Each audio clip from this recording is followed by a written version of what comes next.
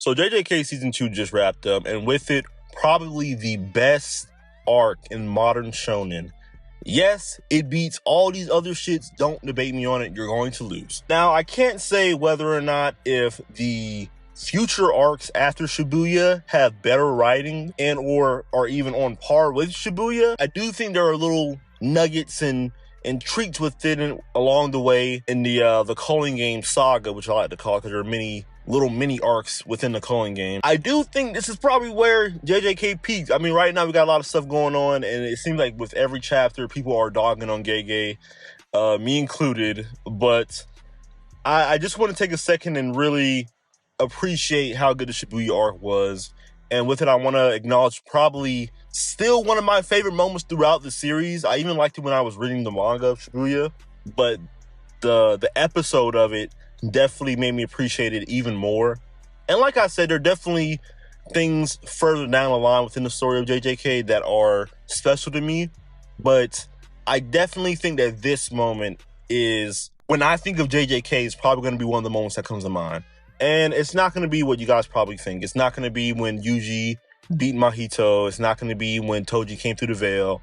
It's not even going to be Sukuna versus Mahoraga. I hope that I'm not alone in this take, but my favorite moment in Shibuya is when Toji remembers Megumi hands down. We've learned, if you're anime only, you've learned that Toji is a beast at the beginning of the season.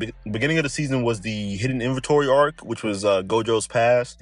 And you see how fucking cool Toji actually is and how he don't fuck around. I'm really glad that Gege showed us Toji at the in the hidden inventory arc, because with all the build-up that we got from that, seeing him again in Shibuya was definitely a well-welcomed. Now, it's probably going to seem a little quicker to the anime onlys because, of course, it's within the same season. But reading the manga, he's like, oh shit, it's Toji. So we see Toji, and we know after he kills off the grandson that can't be the only reason Gege brought him back. And then we have the moment when Toji breaks through the into the domain with Megumi and the others and goes ballistics. The dialogue of the narrator, she explains that Toji is literally just a puppet of wanting to fight the absolute strongest thing in the room. Now, once they break out of the domain, you would think that the strongest in the room would probably be the head of the Zenin clan, Naibito. I believe that's how you pronounce it. Or you think it might be Nanami. Nope. He goes straight to Megumi. Now, that to me was very telling, because when Sukuna fought Megumi in season 1, he even said he had a lot of potential. And of course, we saw in the end of season 1, when he unlocked his domain, that, okay, Megumi is definitely a sorcerer who has more than meets the eye. Like, you would think he just has a couple Shikigami or whatever, but he's actually got hands. Even in the Culling games, Megumi's going off. Like, you can definitely see that he's definitely not fucking around. Of course, there are a lot more things at stake in the Culling game, so there's no room for error. But for Toji to go straight to Megumi was very telling, and actually kind of hyped me up for Megumi as a character as a whole. Definitely opened my eyes to just how strong that Gege is making him seem out to be, for Toji to go straight towards him, even afterwards with them fighting. Granted, the anime definitely extended the fight, which I'm not opposed to. It was definitely a welcome addition to it. And then we get down to the ending, and at the ending, just like in the manga, Toji's like, oh shit, like I kind of recognize this person. This looks like my son or whatever. Of course, everything's done through silence. It's more through the facial expressions of Toji, if anything. And then we have a flashback, basically telling him that, hey, look, man, I got a kid, you know. I sell him to y'all. He's probably gonna be the strongest motherfucker out the clan, if I'm being honest. And it's just him walking away, acting like all nonchalant, like he doesn't really care about what happens to Megumi.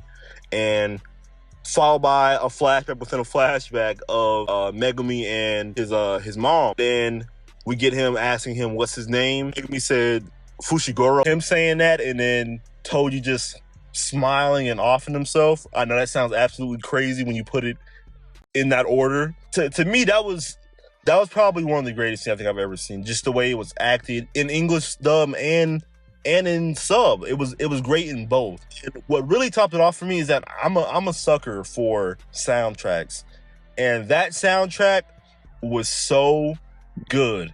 It was absolutely beautiful to me. Like, Toji's story came full circle. You know, even when he was fighting Gojo, he had a little glimpse of his humanity that was kind of stripped from him growing up in the Zenin clan.